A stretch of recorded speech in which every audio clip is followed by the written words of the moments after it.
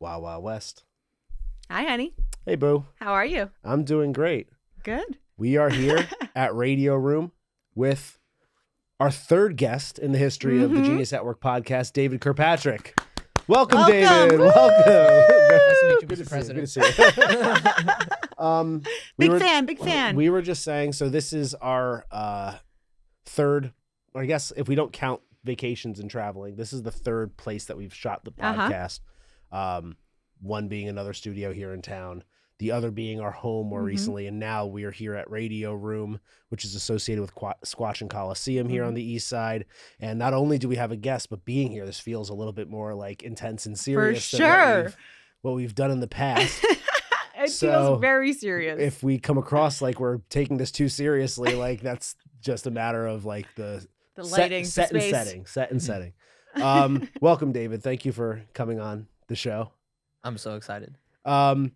So I guess we should note that like we of course like have done the show pretty much the two of us for the most part. We've had a couple guests on, and as we enter 2025, one of our big goals for the year was to get more guests, and not just like get people on because they have a message or they're trying to grow a brand or anything like that, but like people who, starting off most likely with people we know personally, and of course David and I are well connected here at this point, and also like people who like I just think are interesting and have cool stories and are doing cool things, like people who are just going for it in every sense of the word. And you're a guy who, based on my experience up to this point with you, you're a dude that just like goes for it. Like you have a business for yourself that you've like grown considerably. You have a whole bunch of other things that you do that aren't just like speed reading, and we'll get to like exactly what it is that you do. You host house parties, you do a ton of networking.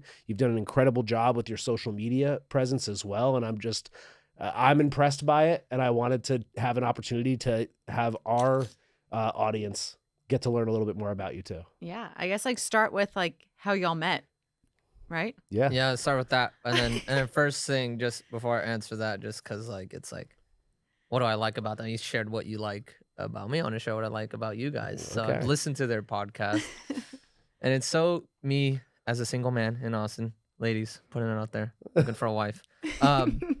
Your guys' relationship is amazing. And people who are single out there, just if you want to see what a good relationship sounds like or what it's like, the dynamic, what's good communication, I'd say listen to it. And one word to what would you say? Define it, I'd say, is playfulness. Super important. We all have that for sure. But how we met. Thank you that very is much. very nice It's for very you to nice of say. you to say. Yeah. Because you don't see that a lot. It's tough, right?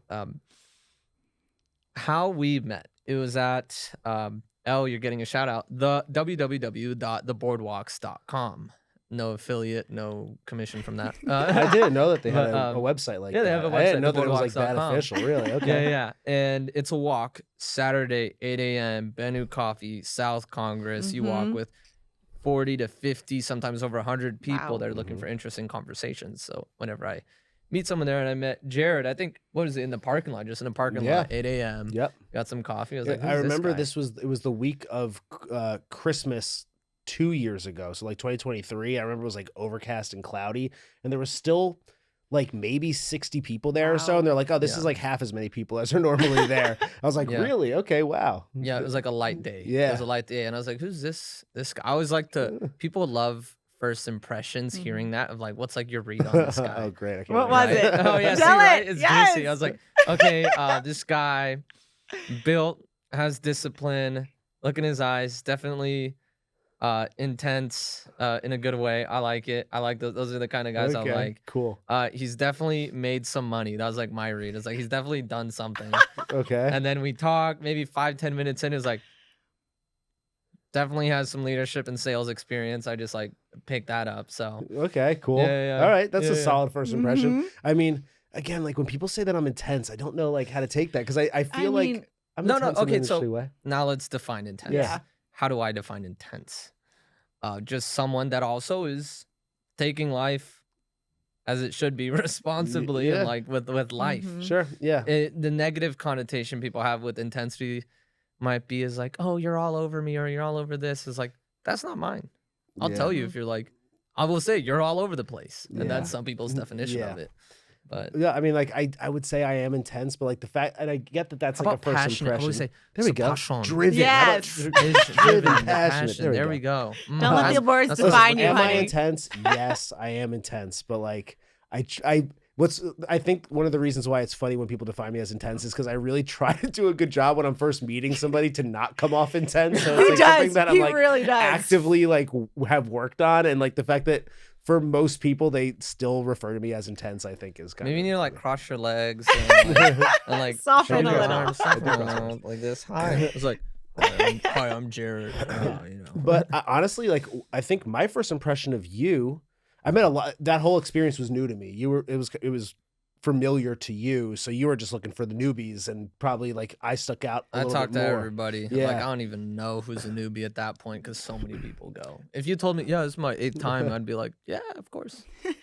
I would say like you seemed like a very genuine, very sincere person immediately right out of the gate. You seemed very bright and like knowledgeable and curious as well. And whenever somebody's curious, like that to me is like an immediate sign of like I'm gonna get along with this person. And I remember you saying that you were a speed reading coach, and I honestly like didn't even really think all that much of it at the time. And then less than a year later, here I was using your services. So and then we met again at the health and fitness entrepreneur event. I think you were there too. I was at that one. But then I think that's when the second time I met you, that's when it started the process. You're like, wait, speed reading and memory coaching. And I was like, oh wait.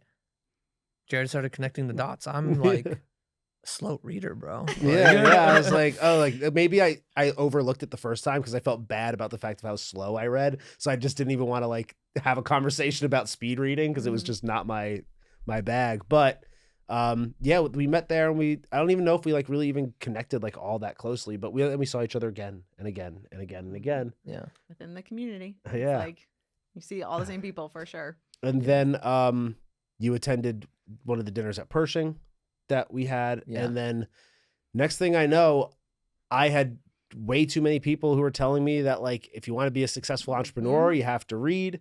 And that's when the dots really connected. And I was like, wait, You're like, I know someone. isn't there some guy that I've seen around that might be able to help me? And sure enough, you were the guy. You're the guy for it. Yeah. So yeah, that's generally how we met and why you're sitting here now. And like, again, you host the house parties, the wholesome, the seed oil. What is the official title? Wholesome house party with no seed oils. I always like picture it too, like visually in this way. I'll do that too. Like I'll meet a stranger. It's like, let me tell you about the best party in Austin.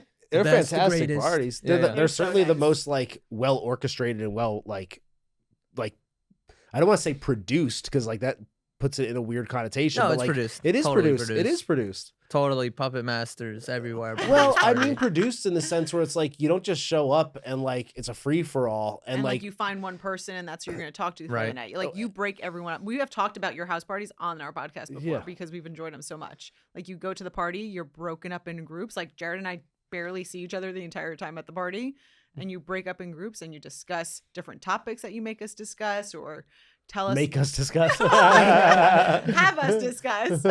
Force us. But I mean, it's a great way to like meet new people. It's such a great connection. People speak, they do performances, and we'll get into that in a little bit. But like, because I think that's fascinating, and already mentioned like you've done a really incredible job of growing your Instagram following as well, which I have to say is also something that resonates with me pretty considerably, and like you've helped me with my own content in more than one way. So yeah, like even though we just met at this like cloudy, gloomy walk around town lake, it's I've gotten a lot of value out of our connection over the last year, and I hope that you feel the same way to some extent. Oh, absolutely. Absolutely. So I guess like we can just start by like how would you describe yourself? Like how would you like how would I describe myself? What you do and like who you are, and for the people who don't know you out there in podcast world. So I answer this in many different ways. Like business exchange ways, I'm always like figuring out what's like the first sentence that I share with someone that I think is someone to stay connected with. And this is just the concept. So this little book called Little Black Book of Connections, where a lot of people network, but they don't spend the time to think, what is your elevator pitch, your 30-second elevator pitch? And of course it changes, right? But one that I've come to the conclusion that I like asking people is like, they say, oh, what do you do, David? I say, oh, well, do you think learning faster will make you more money? I don't even tell them now. Yeah. I'm just like, do you think learning faster will make you more money? And if they say no, sorry, sir, you're retarded. We're not going to connect. I've never said that yet, but maybe we'll get there. But if they say yes, it's like, well, that's what I do. If they say yes, learning faster would make me more money, it's like, well, that's what I do. I help people with their memory, their reading speed, comprehension, and focus. That's and okay. Then go from there. What is the usual reaction that you get? I don't think that when we first met you had that dialed it.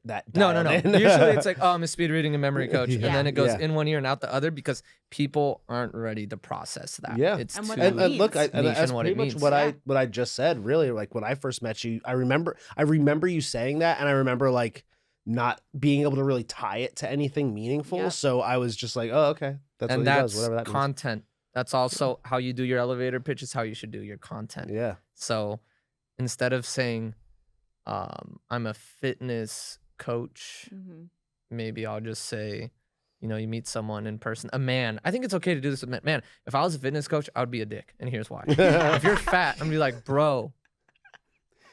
They say, hey, what do you do? It's like, bro, why are you fat? We grabbed coffee last week or 2 weeks ago, whatever that was, and we were talking content, and pretty much all of his advice to me was just insult the audience. For a bit, just be like, yo, you're fat. Why are you so fat? Because you're not using my services. I was like, okay, maybe that'll work. I mean, who is your mentor? I mean, who's your audience, right? No, you're not wrong. You're not wrong in that. It was just like you coach high-performing men. High-performing men want more accountability. Yeah. More men are looking for that. They don't get enough of that. They don't get enough of that crucial conversation. So I guess a way that maybe you would do that is like, I could say like, all right, what do you do? You ask me, what do I do? And I would say, all right, David, what do you want out of life? There you go. Could be. That's even better. I love processing. Because if you said, I don't know, what do you mean? I'd be like, you don't know what you want out of life? Well, I can help you with that. Ooh, yeah, there you go. Or it's like, you ever feel like you ever feel like you don't have clarity in life? That's what I would say. You ever feel like you don't have clarity in life? And you say yes or no. They feel like yes. It's like, dude, what do you have clarity on? Yeah. Nice. It's like, how does it feel to have amazing clarity? Like, oh, so good. Well, you know how other people don't have clarity?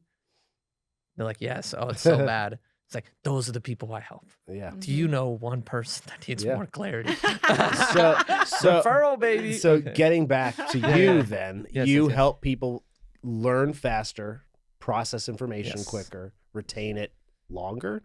Yes. Retain more information longer? Yeah. Okay. So what got you into that? So I've had multiple rock bottoms in life, and I think that's where all good stories come from. Yep. But the first speed reading book I read honestly wasn't even that good. That's why I read a bunch of them, and that's why I'm working on mine. That's more research based because they're like exercises I would do, but it wouldn't work. And then I'd read a whole book and forget it. I was like, oh my gosh, does this even work?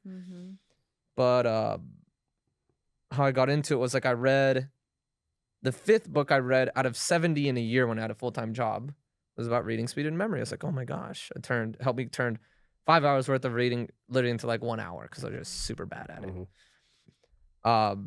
And why did I want to read in the first place? So let's say no reading speed stuff. Let's say it right now. Reading speed reading, all that stuff is bullshit. Let's say it right now. So now here's your comprehension booster. Why don't you find 6 books that will actually double your business revenue? Have you even asked that question? Most people don't. So now if we found those, maybe you found those. How excited are you to read them? That's a comprehension booster right there. Motivation. Okay. So critical.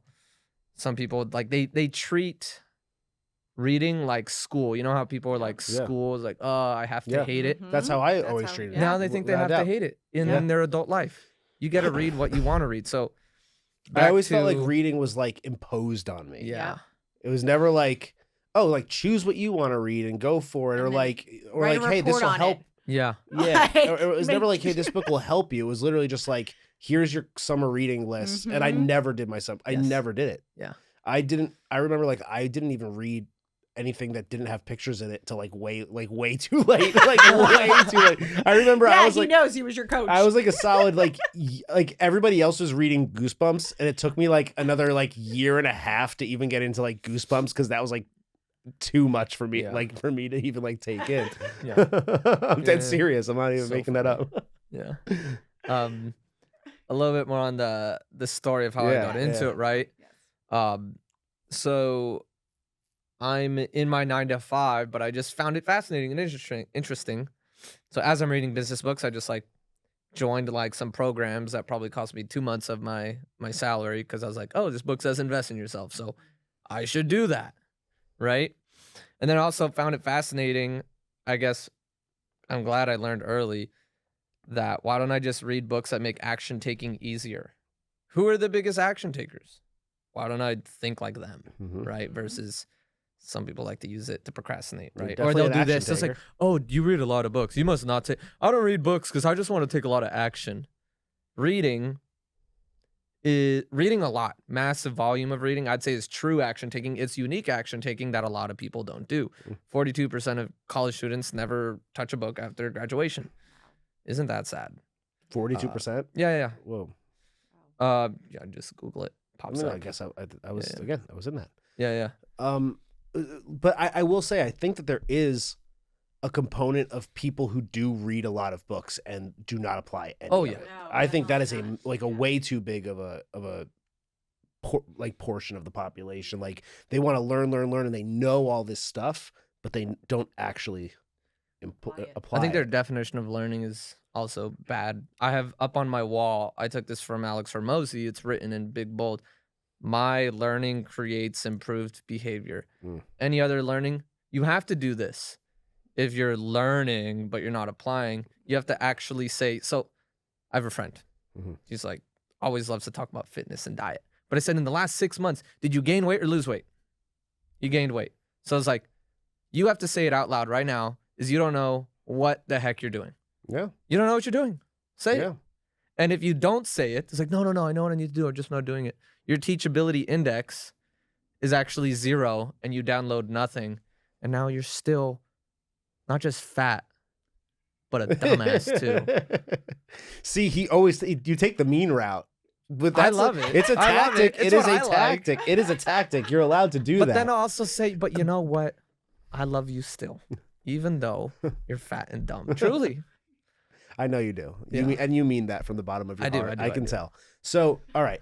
So you said you hit rock bottom. So let's like kind of back up. Let's talk a little bit about your background and what those multiple rock bottoms looked like, and then we'll take it into like how you created David Reads Fast. Yeah. Which is the brand at David Reads Fast on Instagram, and probably other places as well at David Reads Fast. David Reads Fast, YouTube and Instagram. It's simple, it's to the point. Yeah, nails it.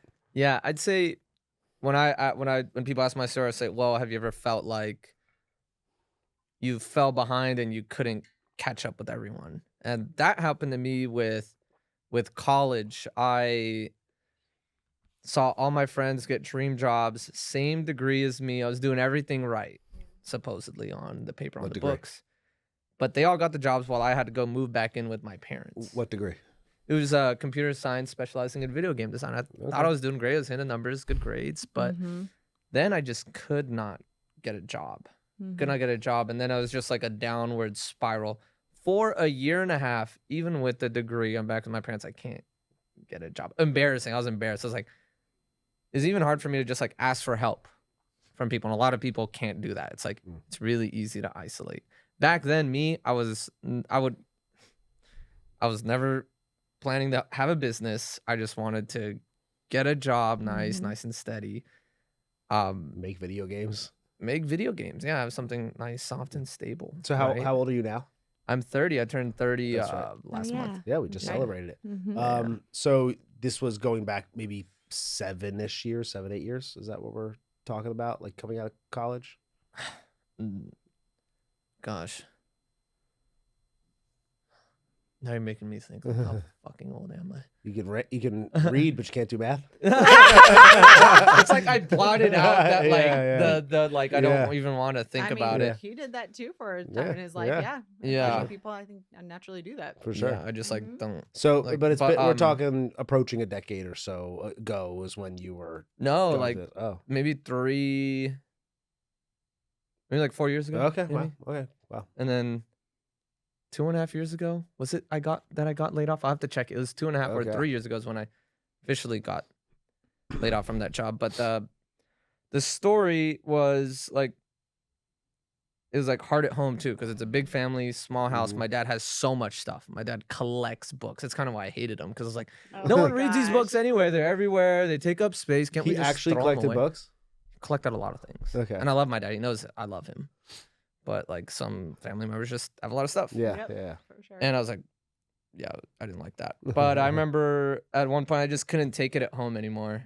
And this is in California. Yeah, and I like live out of my car for a bit, small little tiny car. And then when I had that 1.5 years of just like being a disturbed man, I'd say is what. Okay. Now that I look back at it, I didn't call it depression or anxiety, but honestly, that probably is what it was. Mm-hmm. Before that, so this made me feel like how I felt like in 5th grade, because in 5th grade I actually flunked. I was like stupid, and I called myself stupid, and I hated it.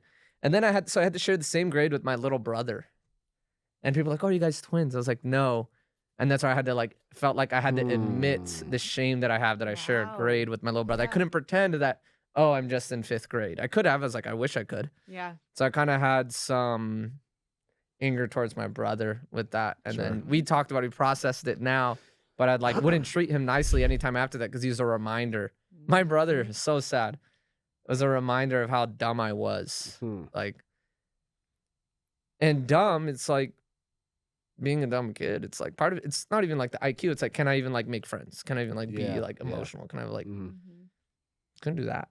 Yeah. So I always I don't even know if this is okay to say on a podcast. This is just interesting. I always felt growing up like the kids that were labeled dumb, like sure there was certainly some dumb kids, but I always felt like there were so many kids that were like labeled dumb, and then I would interact with them. I'd be like, I don't you're in the dumb classes. Like I don't understand why. Like I don't really grasp it. And you telling me this is kind of reminiscent of that, because I feel like if I knew you as a child, if you were anything like you are right now, which of course you were to some extent, I feel like I'd be like, you're not dumb. Like, why are, and I think there's something to that where it's like, they say Einstein flunked algebra, and Eminem failed 9th grade English twice. Meanwhile, he's the greatest lyricist of all time. And here you are, the guy who flunked 5th grade, and you're teaching people how to read fast and retain more, have taught me how to read faster and retain more information and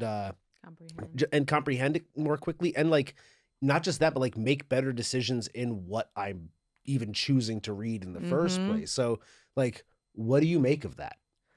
I'd say emotional. So I'm reading Emotional Intelligence right now by Daniel Goleman, because I know and have met Ken Leonard, the guy who runs Mozart's Coffee. And he recommended that book. So where he runs where you do that's right. A book club every week, right? I'm trying to collaborate with him on something, but when a multimillionaire recommends a book, you should read it. Yes, for sure. You should read it. But I'd say what's more important than some IQ is EQ, and specifically confidence for children. So there's imagine if there was a class that let kids be more confident and dream. Yep. That's more powerful than the little IQ stuff that they have. And the standardized testing and the pressure of getting the grades that you need. Yeah, teaching people how to be creative and have that emotional intelligence, the connection, communication. Expand your mind, think laterally, think critically, as opposed to here's what you need to know, learn it or die. Or you're not going to pass your standardized test. Do you feel like that has something to do with it? Like you just didn't have the ability to sort of be yourself, be creative, and you felt like it was too much like, hey, read this or like perish, basically? Yeah, and Maybe, to go maybe deeper, okay. go even deeper. Okay. For kids, it's also, so there's a book called 30 Million Words. If you're a parent and if you have kids or a kid, I'll give you the shortcut of this book, 30 Million Words. You don't need to read it. You should read to your kids every night as much as you can for brain development, because then they will be the kid that sits in class and they just absorb it and don't have to do much, versus the kid who doesn't have their parents read to them. They're struggling and it's super hard. For me, I had something happen to me when I was like 10, 11. It's like family members. I was like pretty traumatic. Okay. Kind of not a happy thing. Sure. But that will affect brain development, and that's probably what happened to me. Okay. But yeah. Okay. For sure. It wasn't me not doing my homework, I'll tell you that. Some stuff is like happens at home that really scrambles brain. Without a doubt. For sure. So you come out of that, you come out of childhood, you want to become you want to start making video games.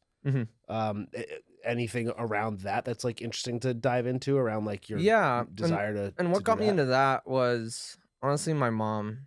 Amazing. She valued education so much, and then I think when I was in college, she actually started to go to college. Really? It was like, wow. But I remember in high school, as I still honestly had that like brain fog of honestly probably like hating myself and still not happy. I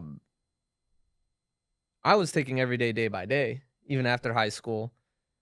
And then my mom was like, oh, you should value education. You should go to community college. Like the next day I had to go and take placement tests. And it was only because of her. She's like, you know what, just do computer science. I didn't know, but it's like, I trust my mom. And sometimes a step forward is better than just waiting and doing nothing. Yeah. Because I'm glad I did. I don't do it anymore, but it trains discipline and makes you stronger. And my mom bought like a kid's course for my siblings on like, make a Minecraft mod. And none of them did it. I was like, you know what, Mom? I will do it, okay? And I spent the whole summer doing it, and I loved it. Like this little kid's course on like programming. And I think that's what sparked it for me. Very cool. Awesome. Yeah. So, but obviously rough period there in terms of finding a job, finding one that you enjoyed, sticking with it. And it's you mentioned that you got fired from that position. 400 people got laid off from that job, and that was a year before the huge tech layoffs. So they had some insider stuff, I guess, from their people. But I was probably not performing as well as they wanted. Totally fine. And I could see why it was. I'm a person who loves people. Talking to people there, I was siloed. Definitely. I just, not me. Yeah. All right. And did you know that at the time, or did you have to? I had to go through it. You had to go through it to learn that. Yeah. Okay. So let's go through that, and then like how you come out on the other end as David reads fast. Okay. Yeah. So here it is. During that job, and now that you say that, I think during that job, I was like, okay, I had read like maybe a handful of books. So it's like, oh my gosh, these handful of books. I was gonna go for the salary I got was double than what was intended. So I was like, okay, a handful of books help me sell better or market better, write a better resume, or like build some projects that get someone to want to hire me.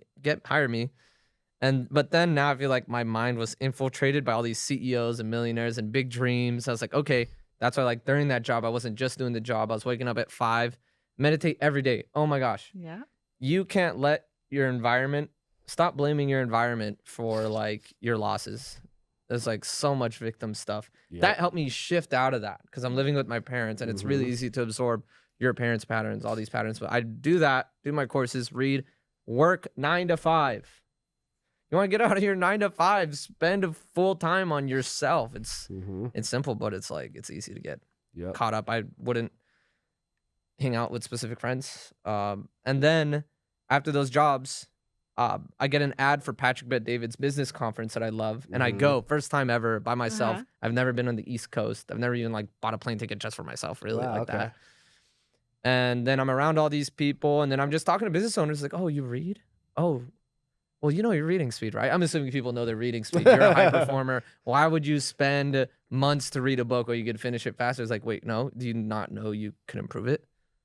It's like, no, what? That's possible? It's okay, great. Yeah, I'll help you. And then I figured out that I should read books on like pricing or how to sell it. It's like, well, how do people like get paid? Because like I'm laid off now. I can't do this for free anymore. So I went from like $0 to like $100. I remember I couldn't even sell people on the $0. I called people. I was like, this is stupid. Wow. This is stupid. Or like $100. Like $100, no, not worth it. I can picture the guy now. He loves me, but couldn't even convince somebody like, hey, pay me $100. I'll help you double your reading speed. It's like, nah, I'm good. I was like, what? Wow. Yeah. Well, because he was just saying, I'll increase your speed reading, but not like adding to like, I can add so much value to your life if you speed read. Like, this is what you're going to be able to get out of it. And so now that you have that, of course, like, who wouldn't want to sign up for that? Yeah. So, honey. So you leave the 9 to 5. You start working on yourself. We're big meditators. So you mentioned meditating. What did you read that told you what flipped the switch for you to make that a daily habit? Oh my gosh. Meditation. One of the best things. Me, Donald Trump. No, I'm kidding. Maybe he meditates. That's basically an impression of me on almost every other episode of the podcast. So. Yeah. So I bought a book called Altered Traits just because I think it'd be cool to improve my ability to sell meditation to people. But 3 books. I read like all 3 of Dr. Joe Dispenza's books in 3 weeks. It was The Placebo Effect, Becoming Supernatural, and then Dr. Joe Dispenza. But now for me, I'm a Christian, so there's specific things that I don't agree with in that book. Saying that right now, but I will still learn from it and watch it with my objective lens. But what that book did sell me on was a meditation. So do you want to enhance your prefrontal cortex, make better decisions? You should do that. You want more willpower to do things. You ever feel like you want to, there are things you know you need to do, but you're just not doing it. Meditation will help you with that. It's just without a doubt, never ending. Yep. Yeah. Okay. Yeah, that's incredible. Focus. You heard it here first. I can't say enough good things about meditation. That's 100% right. Okay, so meditation, and you were doing the speed reading, and then so were you just like in that speed reading like mindset at that time, because that is sort of what you were picking up on, which is why when you went to the Patrick Bet-David event, that was sort of like at the front of your mind when you're talking to these entrepreneurs and asking them their reading speed, for example. Was it like becoming a passion for you at that point, or was it just like something that you were like reading? Curious about? Oh, it was just something I was interested and fascinated about. It was not a business. It was just like, cool, you should honestly do this. How are you not interested in this? Or I'd say things like, I can't believe you haven't read this book yet and you're in business for 10 years. Like the E-Myth Revisited. Boom, you just bought it right now. I feel like we need to add a little like at the end, like your top 5 for this, your top 5 for this. I have a top 10 on my blog. Okay, perfect. We'll share it. Okay, cool. Yeah. Perfect. And then we'll put your top 10 too. My top 10 books. That's gonna be a tough one. I know it is. We could do specific. We could do this. I like this problem solution. Oh my gosh, we should talk about the crazy, maybe billionaire mentor I had in Austin. Okay, that's like full of stories. Okay. Crazy shit. Well, I guess because we can get into that, but it sounds like, and what I'm piecing together is like you were pretty interested and fascinated with speed reading and comprehension. And that was something that was like coming to light for you at that point. You went to the conference. Yeah. You were meeting these entrepreneurs. You're realizing that there was like a pain point for a lot of them. So it's like you're blending your passion with a pain that you're noticing, but there was still a pain on your end, which was not knowing how to actually sell people on it.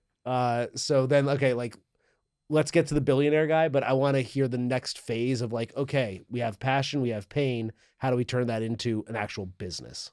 Passion, pain, business, and then I'll do mentor just to make it like linear. Perfect. So from the books I read, one that I like, super simple, Donald Miller, Building a Story Brand. So I love that book. Look, great if you're framework. If you're a slow person that doesn't like to read, just skip to page, I think 78. Find the link find the link and do the worksheet that he gives you for $0. You can find it online. Yeah, you can find it online. It's so easy to come across, and it's fantastic. So that book made me realize I need to figure out what are the things that they always say. If you know the stories within their mind that they say around your product. So it's like, well, David, I fall asleep when I read. Well, David, why would I read? Because I'll forget. Well, David, why would I read faster? Because I won't comprehend anything. Well, David, can't you read too many books? Or, well, David, I don't need to read or learn more. I just need to take action. I got this shit memorized. But it's just like, that is what helped me because I'd say things that I was interested in, but they're not interested in it. So it doesn't matter what I'm interested in. It's like, find their stories and then that'll move them over. I'd say, but for anyone that's trying to do a coaching business, like I talk to them, it's like, okay, how many clients have you had? How many people have you even helped for free? I help a lot of people for free just so like, it's like, okay, $0. After I couldn't even sell them on $100, you know, I've regressed to $0, but give me a video testimonial. I will help you for free. So do that. Does it even work? Right? So that was my hypothesis. It's like, how about I like just help people for free? Figure it out from there and read books in the meantime. So $100 million offers helped me with pricing so much. Awesome book too. Another great book. So much. But yeah, to really answer your question even more, I'd say that helped me figure out the pain, which is their stories. And then doing the work helped me get the testimonials, the proof of work. Is this even viable? Right. And you can do that for $0. All that stuff for $0.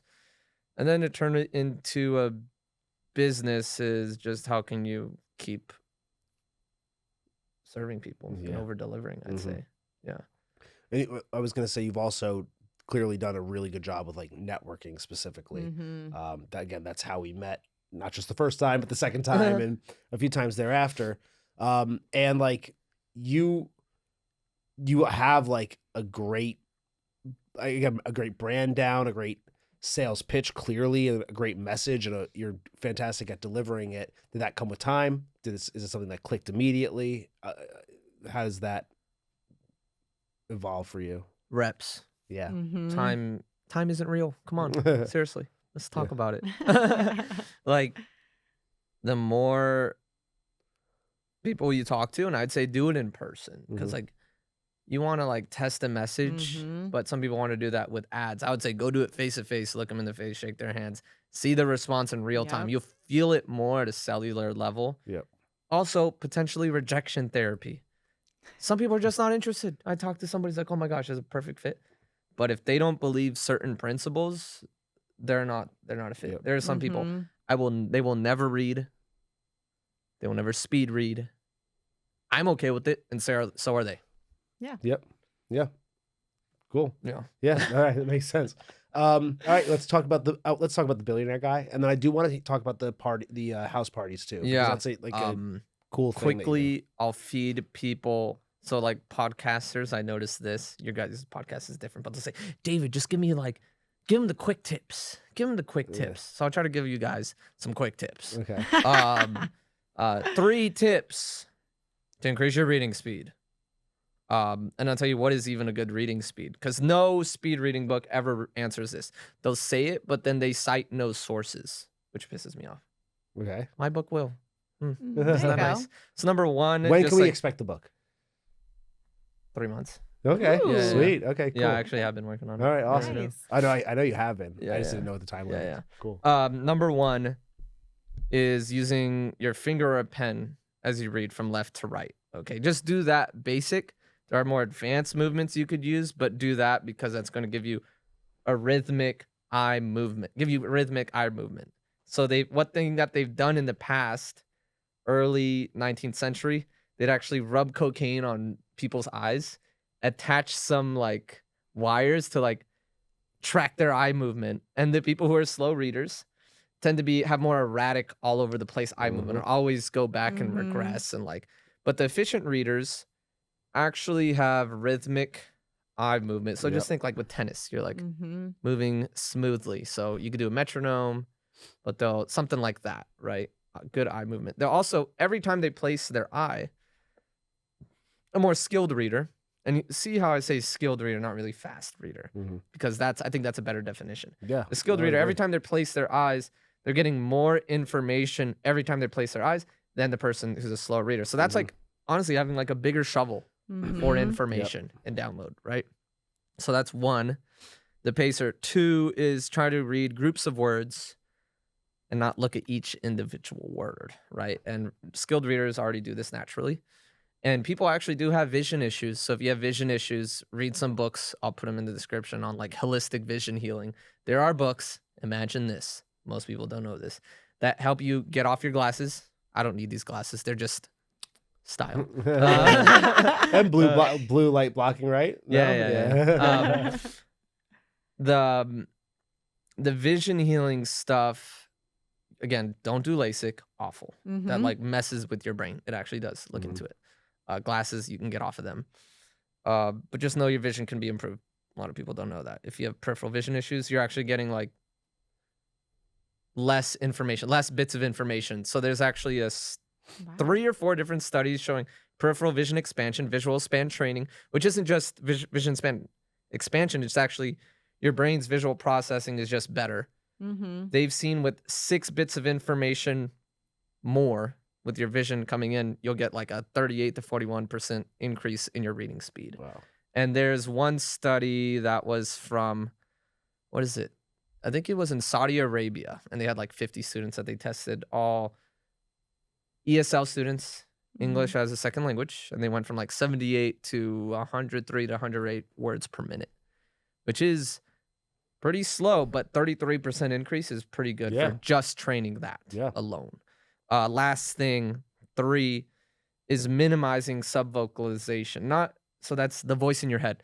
Do you read out loud when you read? Try to lower that, okay? And I'm not saying eliminate subvocalization like a lot of books tell you to, because that's really hard and very impossible. But there's a book called The Psychology of Reading by Keith Rayner, where they like put a bunch of, what is it called? EMG. They put a bunch of wires on people's necks, right? To like measure how much are you activating your voice when you read. Turns out slow readers, ineffective readers, activate their voice way more. Interesting. But the skilled readers do it way less.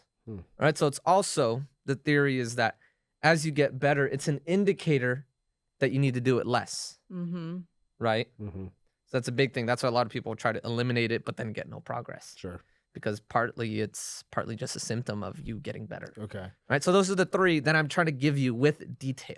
That's amazing. I mean, when you were first like walking me through like how you were going to help, I was still a little bit skeptical. Not because of you. I was skeptical that I was not capable of reading any faster. I guess like why did you decide to move forward with the program? Yeah. So the reason why I wanted to move why I wanted to move forward, or why I wanted to do it in the first place.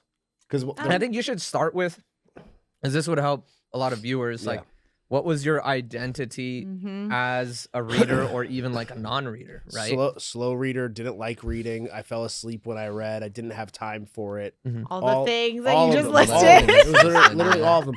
I wouldn't say that I ever said that like I can't remember the stuff that I read. I always like feel like I've had a good memory, so I never identified as having a bad memory. But I definitely identified as somebody who just like, it was slow, it was taxing, it was really energy. I expended a lot of energy just to read, and it would like just fall asleep. In fact, like I would always bring it on vacation. I would read it. I would read a book on a plane, and I would fall asleep in the first 5 minutes. And like I fall asleep on planes. So it was my excuse to pretend like I was gonna read a book, and I knew that I was gonna fall asleep anyway. This way I could look smart on the plane with like a book. But but then I realized as time went on, I told the story about how Tony Robbins read 700 books in 7 years. I want to be the short jack Tony Robbins. Well, if that's the case, I better learn how to read, because I probably read 7 books in 7 years, if that. And just in general, I'm big on synchronicities, and I just noticed that over time, read this book, you should be reading more. Like that just kept pounding me in the face enough where I had to go, okay, am I gonna just like am I gonna be like an absolute dunce and not accept the information that the universe is beating me over the head with? I better do something about it. Just so happens that I met you. That's another thing. The synchronicity is like, I became friendly with you, and I'm like, well, I have somebody that can actually help me with this. So why wouldn't I at least explore that as an option? But to your point of the 3 things that you just mentioned, the thing that really put me over the top, because I was still like feeling that it just wasn't going to be a good fit for me personally, was when you said, like, read this page of this book, and I read it, and you noticed that I was looking at every single word on the page. My eye was moving every word. So if you think of a book and you think of all the lines on the page, if there's 20 words, 25 words per line, maybe, like my eye was moving 20 times per line. And you just said, okay, well, instead of doing that, just like open up your gaze a little bit, like expand your peripheral vision, take a little bit of a step back from the book, and rather than like erratically like reading word for word, hit it like 3 times or 4 times over the line, like read it more rhythmically.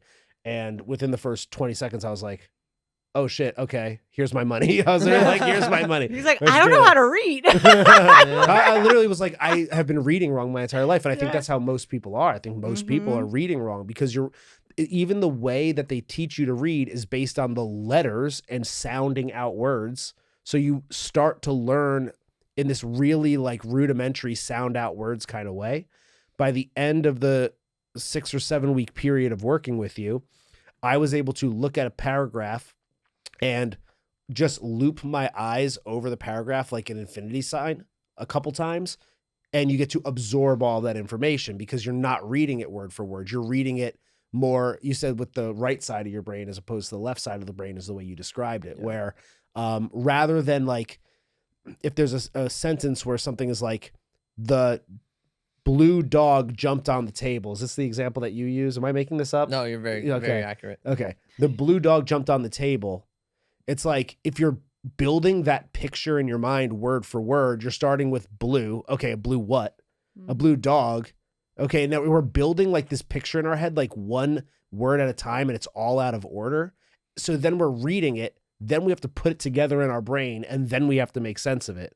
Versus absorbing the whole block of text as a whole.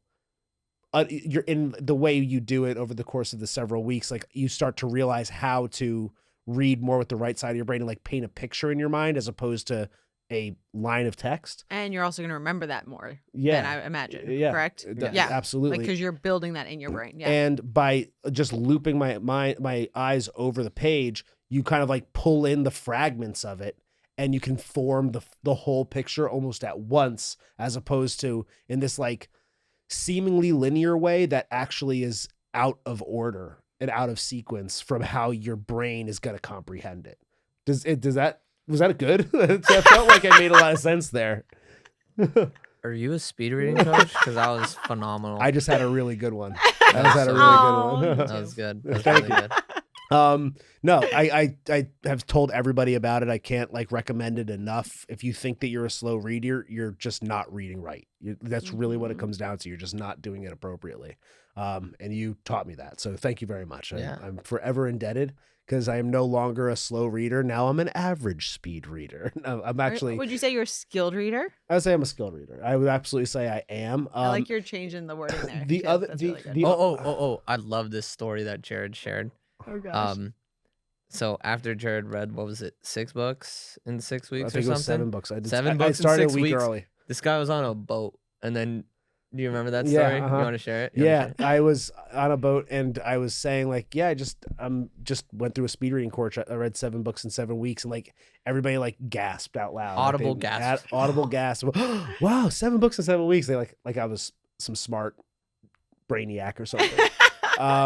The other thing that I think is important, because this is the question that I get a lot, is so like you could just read anything all at the same speed, and it's like, no, of course not. Like you read everything according, like in relation to how complex it is. So something that's really simple, I can read a lot faster than I could previously, but something that's more complex, will it take more time than something that's simple? Absolutely. But I'm still reading it and comprehending it faster than I would have otherwise. So it's not like you're reading everything at the same pace. And what I tell people, most people have like a 1-speed car for their reading speed, where you unlocked 4 different speeds, a couple more gears. And they actually call this, gosh, what's the guy's name? Whatever. routing or something. It's some weird scientific name for like different speeds and totally things like that. Well, yeah, super important. Cool. One thing I tell people is you've got to pay the dumb tax. And a guy that started the Flow Research Collective, Stephen Kotler, so read his book, The Art of Impossible, and his stuff is all about creativity, high performance, flow states, focus. And he has a chapter, I think it's chapter 11, called The ROI of Reading. And one thing he says is like, look, if you want to boost comprehension, especially for speed reading, I'd say you need to read the top 5 books of any industry. Then you start to get compounding exponential results of comprehension. Why? Because your brain has more mental models of what this guy's going to say, a better vocabulary. So, because this is how I think of it with speed reading. When you see your first and last name up on the wall, how long did it take you to read that? No time, because just no time. You didn't have to sound it out. Look at each one. Yep. So what if you could have that processing power with 80% of the English vocabulary, or 80% of what they say in sales books or marketing books or copywriting books? What would that do for your business, right? And that's just reps. Look at those biceps, just like that. Reps, baby. Yeah, reps in the gym. Effort, consistency over time. We only have a few minutes left. So would you rather talk about the billionaire, or would you rather talk about your house parties? Because I could do both. Let's go. Let's do it. Yeah, let's do it. So crazy billionaire dude. I have a book club. Hopefully he's not. Would you also promote that book club? Because that's, I think, really great that you have that. Yeah, just message me. David reads fast if you want the information. Super easy. Or reading4results.com with the number 4. But this guy was one of the craziest mentors I had. Is he sociopathic or narcissistic? Maybe. Is he a billionaire? I don't know. But he's like smart guy, maybe almost like 500 IQ, and he taught me to like honestly how to sell, how to market in very interesting ways. I'd like go set up a table on Rainy Street, sell pizza. Or one interesting thing he had us do was like quickly write a book with someone, and we based the book on a book that was in his head.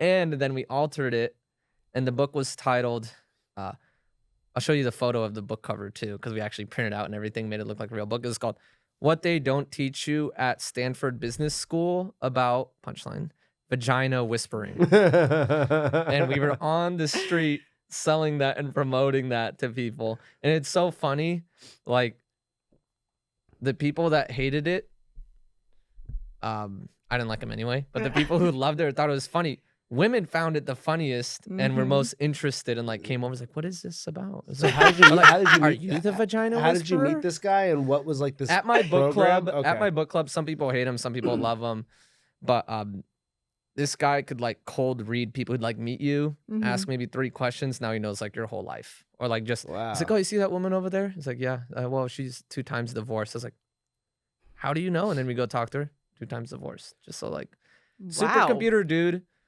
But he burned me out like crazy, because like to get to that point of like a lot of money, they're very, very different, and then have their own intentions for them. So like, why are you being a mentor in the first place for me?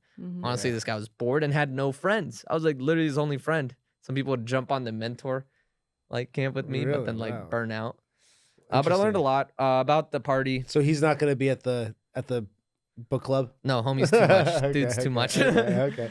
I got to get this guy's name when we're done here. Yeah, I've camera. I haven't heard I'll say about it later. Okay. I'll tell you later. That'll be a 2-hour conversation. Okay. But the wholesome house party with no seed oils, I did that because I never got to really have a party or parties at my house because the house was just so messy.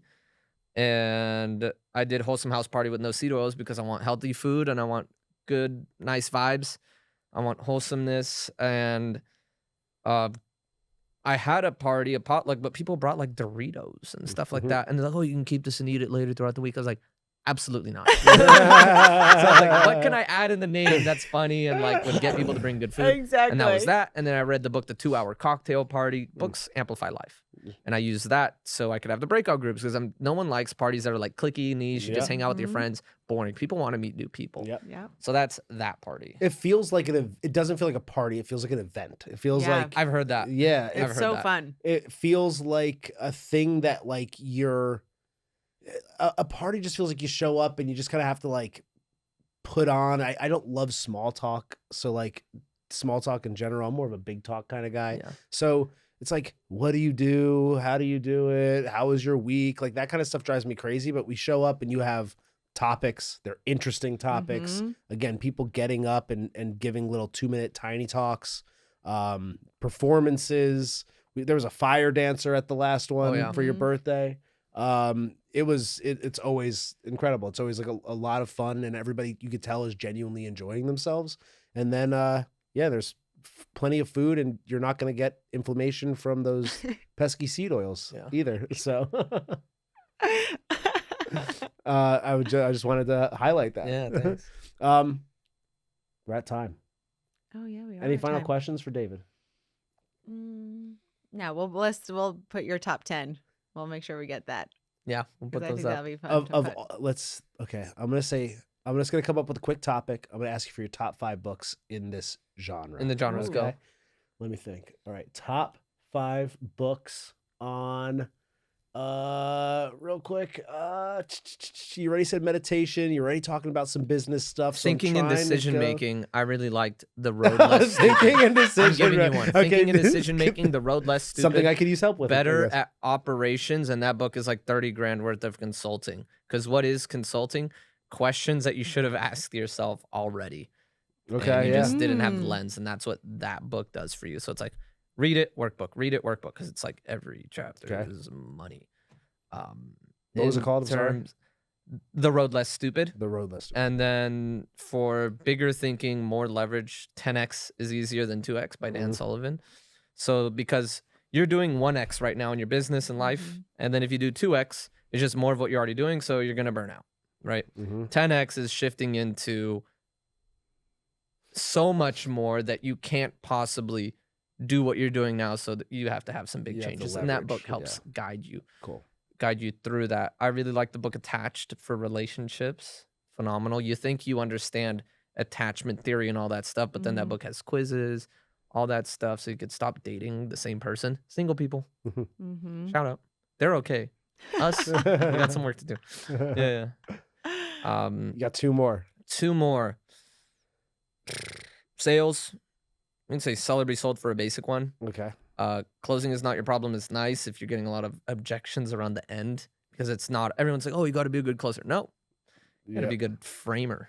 That's what that book talks about. Close them in from the start. And then Flip the Script is also a good one by Oren Klaff, who talks about framing, and he would raise tens, if not hundreds of millions of dollars. So why don't you go learn from an expert negotiator who is flown out to raise money or make money for people when they know they're like, they can't even do it. You've read Pitch Anything, I'm assuming.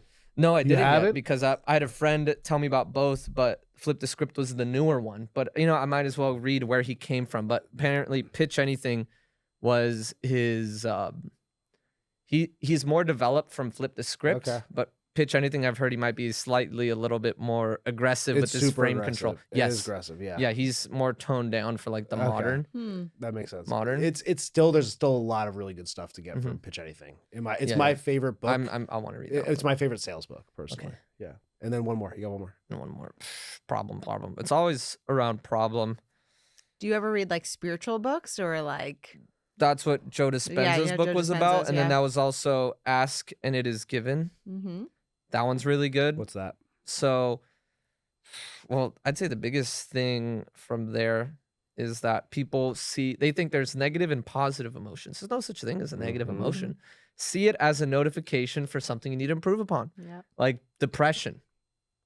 Like a lot of depression is like, how focused are you on yourself versus just giving to other people? The secret to living is giving, and that comes from Tony Robbins. This is what a speed reader 2025 January podcast with Patrick Bet David, 38 minutes in maybe into that podcast, he said that he read 700 books in 7 years, and he said that I'm a speed reader, so if you want to make money, maybe you should read. And he's a billionaire, so. And he's a billionaire. And oh my gosh, I know we're out of time, but the next go for it. Video, honestly, well, the biggest objection I hear is like, David, I don't like books because I like audiobooks. Well, do you learn to remember? And do you learn to like develop focus? Focus is important to me. So which one builds better focus? Probably reading. Which one helps you remember it? Books. Also, like, what's active learning and what's passive learning? If you want a shortcut That's right now, what it comes down to. active learning versus passive learning. Yeah. I think you did like a little story snippet of it like last week or something, and I was very engaged with that. I was like, this makes complete sense. And yeah, like obviously if you're just listening to something, you're also probably cleaning the house or doing work or like someone's talking to like you. Or you might be right now, audience. Yeah. But if you are with a book, you need to make time for the book. Yep. It's the book and the book alone. You have to be sitting down, focused on it, processing it. Hyper Focus by Christopher Bailey. Let's make that the last book. My favorite focus book. So good. Okay. Yeah. Well, if you don't want to make more time to read and you just want to read more, take in more, active reading, more memory, more comprehension, be a skilled reader, make more money, be smarter, stop being a dumb fuck. See, I can be mean too. Stop being a dumb fuck out there. There it is. That's the Stop losing money in your shitty business, you dummy. Well, then you can go to Reading for Results. David Reese Fast. David, thank you so much. David Kirkpatrick, everybody. Thank you for being here. Thank you. I'm here all night. Just kidding.